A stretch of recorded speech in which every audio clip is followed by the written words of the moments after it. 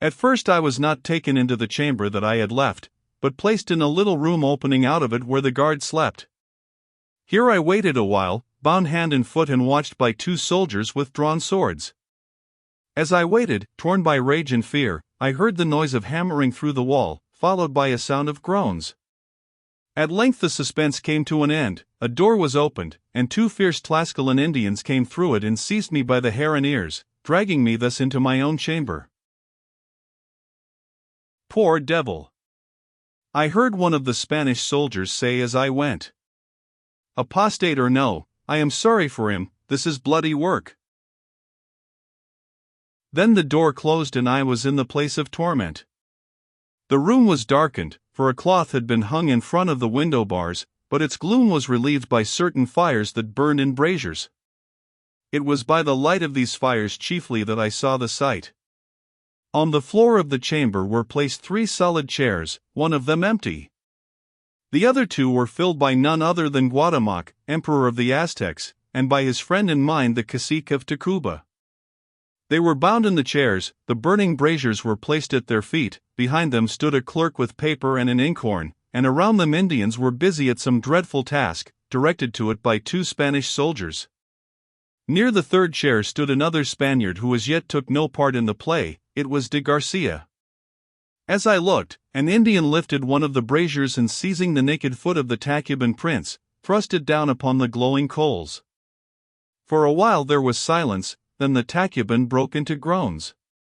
Cuauhtémoc turned his head towards him and spoke, and as he spoke I saw that his foot also was resting in the flames of a brazier.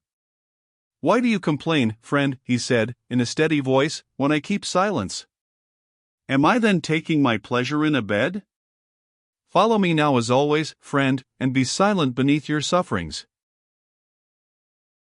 The clerk wrote down his words, for I heard the quill scratching on the paper, and as he wrote, Cuauhtémoc turned his head and saw me.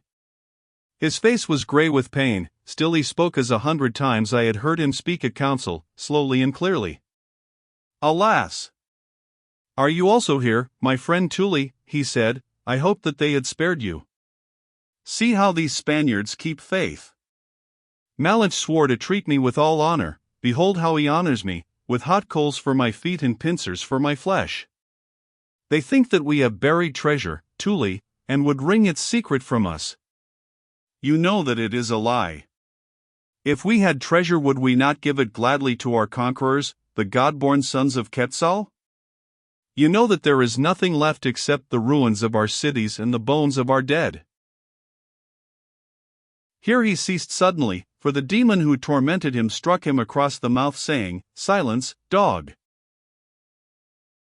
But I understood, and I swore in my heart that I would die ere I revealed my brother's secret. This was the last triumph that Cuauhtémoc could win, to keep his gold from the grasp of the greedy Spaniard, and that victory at least he should not lose through me. So I swore, and very soon my oath must be put to the test, for at a motion from de Garcia the Tlascalan seized me and bound me to the 3rd chair. Then he spoke into my ear in Castilian, "Strange are the ways of Providence, cousin Wingfield. You have hunted me across the world, and several times we have met, always to your sorrow. I thought I had you in the slave ship, I thought that the sharks had you in the water, but somehow you escaped me whom you came to hunt. When I knew it I grieved, but now I grieve no more, for I see that you were reserved for this moment. Cousin Wingfield, it shall go hard if you escape me this time, and yet I think that we shall spend some days together before we part. Now I will be courteous with you. You may have a choice of evils. How shall we begin? The resources at my command are not all that we could wish, alas!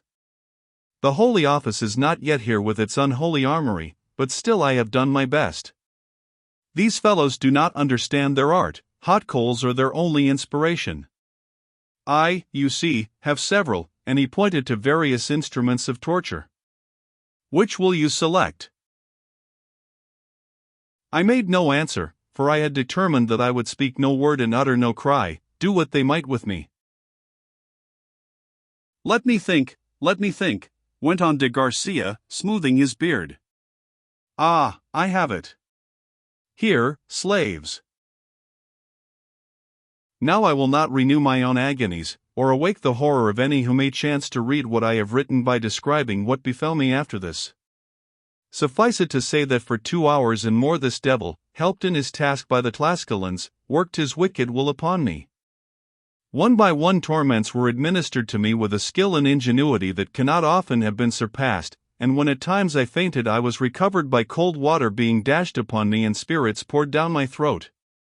And yet, I say it with some pride, during those 2 dreadful hours I uttered no groan however great my sufferings, and spoke no word good or bad. Nor was it only bodily pain that I must bear, for all this while my enemy mocked me with bitter words, which tormented my soul as his instruments and hot coals tormented my body. At length he paused exhausted, and cursed me for an obstinate pig of an Englishman, and at that moment Cortez entered the shambles and with him Marina. "How goes it?" he said lightly, though his face turned pale at the sight of horror.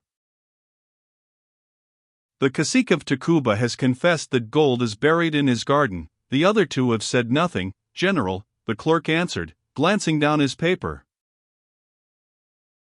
"Brave men, indeed." I heard Cortez mutter to himself, then said aloud, "Let the cacique be carried tomorrow to the garden of which he speaks, that he may point out the gold. As for the other 2, cease tormenting them for this day. Perhaps they may find another mind before tomorrow. I trust so, for their own sakes I trust so." Then he drew to the corner of the room and consulted with Sarcita and the other torturers, leaving Marina face to face with Guatemoc and with me. For a while she stared at the prince as though in horror, then a strange light came into her beautiful eyes, and she spoke to him in a low voice, saying in the Aztec tongue, "Do you remember how once you rejected me down yonder in Tabasco, Guatemoc, and what I told you then, that I should grow great in spite of you? You see it has all come true and more than true, and you are brought to this. Are you not sorry, Guatemoc?" "I am sorry, though or I as some women are, perchance I might rejoice to see you thus." "Woman," the prince answered in a thick voice, "you have betrayed your country and you have brought me to shame and torment. Yes, had it not been for you, these things had never been. I am sorry, indeed I am sorry, that I did not kill you. For the rest, may your name be shameful forever in the ears of honest men and your soul be everlastingly accursed, and may you yourself, even before you die, know the bitterness of dishonor and betrayal. Your words were fulfilled, and so shall mine be also." She heard and turned away trembling, and for a while was silent. Then her glance fell upon me and she began to weep. "Alas! Poor man," she said, "alas! My friend."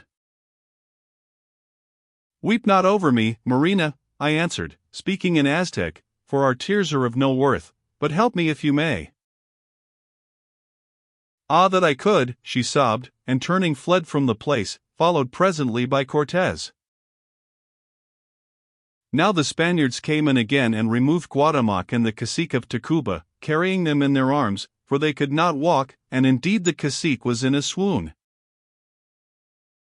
"Farewell, Tuli," said Guatemoc as he passed me, "you are indeed a true son of Quetzal and a gallant man. May the gods reward you in times to come for all that you have suffered for me and mine, since I cannot." Then he was borne out, and these were the last words that I ever heard him utter.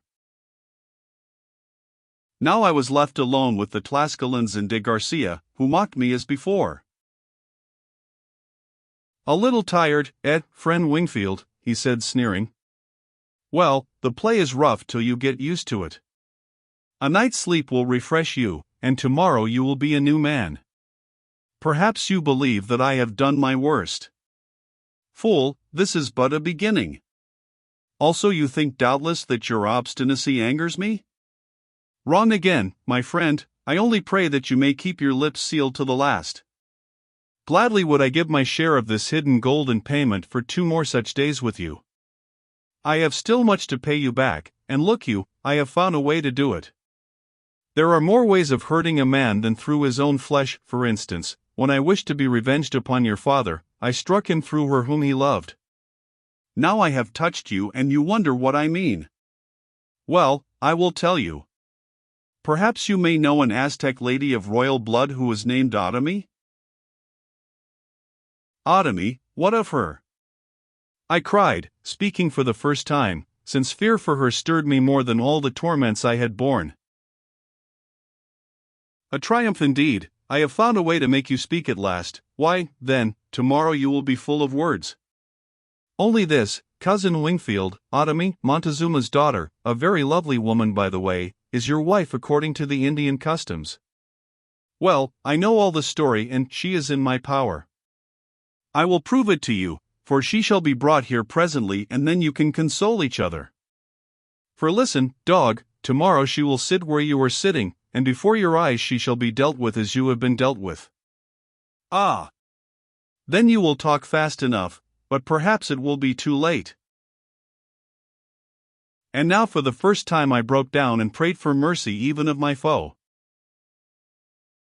Spare her, I groaned, do what you will with me, but spare her. Surely you must have a heart, even you, for you are human. You can never do this thing, and Cortez would not suffer it.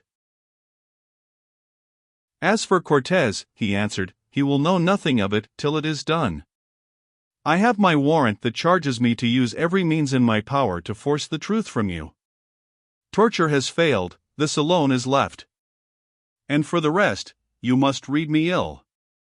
You know what it is to hate, for you hate me, multiply your hate by 10 and you may find the sum of mine for you. I hate you for your blood, I hate you because you have your mother's eyes, but much more do I hate you for yourself, for did you not beat me, a gentleman of Spain, with a stick as though I were a hound? Shall I then shrink from such a deed when I can satisfy my hate by it? Also perhaps, though you are a brave man, at this moment you know what it is to fear, and are tasting of its agony. Now I will be open with you, Thomas Wingfield, I fear you. When first I saw you I feared you as I had reason to do, and that is why I tried to kill you, and as time has gone by I have feared you more and more, so much indeed, that at times I cannot rest because of a nameless terror that dogs me and which has to do with you. Because of you I fled from Spain, because of you I have played the coward in more frays than one. The luck has always been mine in this duel between us, and yet I tell you that even as you are, I fear you still. If I dared I would kill you at once, only then you would haunt me as your mother haunts me, and also I must answer for it to Cortez. Fear, Cousin Wingfield, is the father of cruelty, and mine makes me cruel to you. Living or dead, I know that you will triumph over me at the last, but it is my turn now, and while you breathe, or while one breathes who is dear to you, I will spend my life to bring you and them to shame and misery and death, as I brought your mother, my cousin, though she forced me to it to save myself. Why not? There is no forgiveness for me, I cannot undo the past. You came to take vengeance on me, and soon or late by you, or through you, it will be glutted, but till then I triumph, even when I must sink to this butcher's work to do it, and suddenly he turned and left the place. Then weakness and suffering overcame me and I swooned away. When I awoke it was to find that my bonds had been loosed and that I lay on some sort of bed, while a woman bent over me, tending me with murmured words of pity and love. The night had fallen, but there was light in the chamber, and by it I saw that the woman was none other than Otomi, no longer starved and wretched, but almost as lovely as before the days of siege and hunger. Otomi! You here! I gasped through my wounded lips, for with my senses came the memory of de Garcia's threats. Yes, beloved, it is I, she murmured, they have suffered that I nurse you, devils though they are. Oh! That I must see you thus and yet be helpless to avenge you, and she burst into weeping. Hush, I said, hush. Have we food? In plenty. A woman brought it from Marina. Give me to eat, Otomi.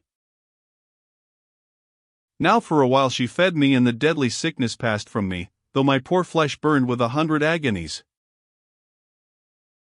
Listen, Otomi, have you seen de Garcia? No, husband. 2 days since I was separated from my sister Tequichpo and the other ladies, but I have been well treated and have seen no Spaniard except the soldiers who led me here, telling me that you were sick. Alas! I knew not from what cause, and again she began to weep. Still some have seen you, and it is reported that you are my wife. It is likely enough, she answered, for it was known throughout the Aztec hosts, and such secrets cannot be kept. But why have they treated you thus? Because you fought against them? Are we alone? I asked. The guard is without, but there are none else in the chamber. Then bend down your head and I will tell you, and I told her all. When I had done so, she sprang up with flashing eyes and her hand pressed upon her breast, and said, "Oh! If I loved you before, now I love you more, if that is possible, who could suffer thus horribly and yet be faithful to the fallen and your oath. Blessed be the day when first I looked upon your face, O my husband, most true of men. But they who could do this, what of them? Still it is done with, and I will nurse you back to health. Surely it is done with, or they had not suffered me to come to you? Alas! Adami, I must tell all, it is not done with," and with faltering voice I went on with the tale. Yes, and since I must, I told her for what purpose she had been brought here. She listened without a word, though her lips turned pale. "Truly," she said when I had done, "these tules far surpass the pabas of our people, for if the priests torture and sacrifice, it is to the gods and not for gold and secret hate. Now, husband, what is your counsel? Surely you have some counsel." "I have none that I dare offer, wife," I groaned. "You are timid as a girl who will not utter the love she burns to tell," Adami answered with a proud and bitter laugh. "Well, I will speak it for you. It is in your mind that we must die tonight."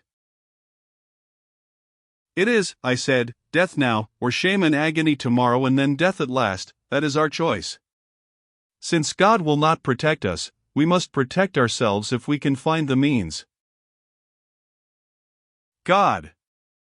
There is no God. At times I have doubted the gods of my people and turned to yours. Now I renounce and reject him. If there were a God of mercy such as you cling to, could he suffer that such things be? You are my God, husband, to you and for you I pray, and you alone. Let us have done now with pleading to those who are not, or who, if they live, are deaf to our cries and blind to our misery, and befriend ourselves. Yonder lies rope, that window has bars, very soon we can be beyond the sun and the cruelty of tules, or sound asleep. But there is time yet, let us talk a while. They will scarcely begin their torments before the dawn, and ere dawn we shall be far. So we talked as well as my sufferings would allow. We talked of how we first had met, of how Adami had been vowed to me as the wife of Tescat, soul of the world, of that day when we had lain side by side upon the stone of sacrifice, of our true marriage thereafter, of the siege of Tenochtitlan and the death of our firstborn. Thus we talked till midnight was 2 hours gone. Then there came a silence. "Husband," said Adami at last in a hushed and solemn voice, "you are worn with suffering, and I am weary. It is time to do that which must be done. Sad is our fate, but at least rest is before us. I thank you, husband, for your gentleness. I thank you more for your faithfulness to my house and people. Shall I make ready for our last journey?" "Make ready," I answered. Then she rose and soon was busy with the ropes. At length all was prepared and the moment of death was at hand. "You must aid me, Adami," I said, "I cannot walk by myself." She came and lifted me with her strong and tender arms, till I stood upon a stool beneath the window bars. There she placed the rope about my throat, then taking her stand by me she fitted the second rope upon her own. Now we kissed in solemn silence, for there was nothing more to say. Yet Adami said something, asking, "Of whom do you think in this moment, husband? Of me and of my dead child, or of that lady who lives far across the sea? Nay, I will not ask. I have been happy in my love, it is enough. Now love and life must end together, and it is well for me, but for you I grieve. Say, shall I thrust away the stool? Yes, Otomi, since there is no hope but death. I cannot break my faith with Guatemoc, nor can I live to see you shamed and tortured. Then kiss me first and for the last time. We kissed again, and then, as she was in the very act of pushing the stool from beneath us, the door opened and shut, and a veiled woman stood before us, bearing a torch in one hand and a bundle in the other. She looked, and seeing us and our dreadful purpose, ran to us.